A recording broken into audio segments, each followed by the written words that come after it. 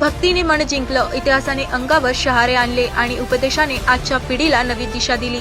इजनगाव येथे सुरू असलेल्या अखंड हरिनाम सप्ताहात हरिभक्त पारायण माणिक महाराज रेंगे जामकर यांच्या कीर्तन सेवेमुळे संपूर्ण परिसर भक्तिरसात न्हाऊन निघाला।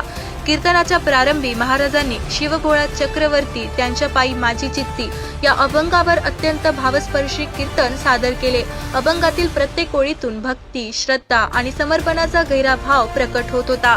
उपस्थित भाविक मंत्रमुग्ध झाले होते। यानंतर महाराजांनी छत्रपती शिवाजी महाराजांच्या शौर्य, स्वराज्य आणि राष्ट्रभक्तीवर आधारित ओजस्वी पोवाडा गायन सादर करत संपूर्ण पंडाल दणाणून सोडला। पोवाड्याच्या माध्यमातून शिवाजी महाराजांचे पराक्रम आणि आदर्श जणू जिवंत झाले।